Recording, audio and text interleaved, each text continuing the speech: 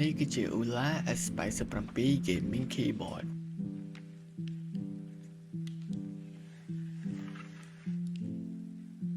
បើប្រអប់មកយើងនឹងទទួលបាន Quick Operation Guide ចំនួន1 ខ្សែ Type C ចំនួន1 Switch និង Keycap Puller Extra Keycap និង Switch Extra ចំនួន2គ្រាប់ហើយ keyboard នេះមាន4ពណ៌គឺពណ៌ Grey ពណ៌ Blue Sim Game Girl និងពណ៌ស្វាយកាលេខមកផ្នែកខាងលើយើងទទួលបាន USB wireless មួយហើយចំណុចប៊ូតុងនេះវិញគឺយើងប្រើសម្រាប់កាច់ទៅខាងឆ្វេងប្រើប្រាស់ជាមួយនឹង Bluetooth mode កាច់ទៅខាងស្ដាំមកអស់សម្រាប់ប្រើជាមួយនឹង USB wireless និងកាច់មកកណ្ដាលវិញសម្រាប់ប្រើប្រាស់ជាមួយនឹងខ្សែ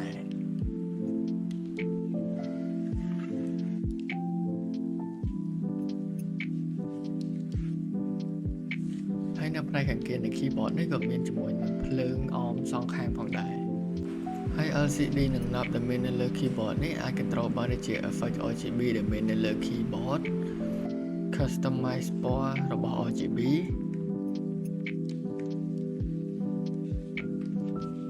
គ្រប់គ្រងពន្លឺរបស់ RGB ការគ្រប់គ្រង speed effect របស់ RGB ការបន្ថយនិងតម្លើងសំឡេងនិងការផ្លាស់ប្ដូរភាសាហើយនៅលើ LCD នេះយើងក៏អាចធ្វើការ custom រូបភាពឬក៏ GIF បានដូចគ្នារបៀប customize នៅលើ LCD នេះគឺយើងគ្រាន់តែ download software របស់ ULA មកបន្ទាប់មកយើងចុចលើកន្លែងនេះបន្ទាប់មកចុចពី import ឬ file GIF ឬក៏ JPEG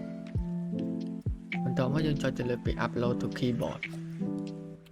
ហើយ keyboard នេះផងដែរប្រើប្រាស់ជាមួយនឹង linear switch មាន3ពណ៌គឺ purple brown និង gray switch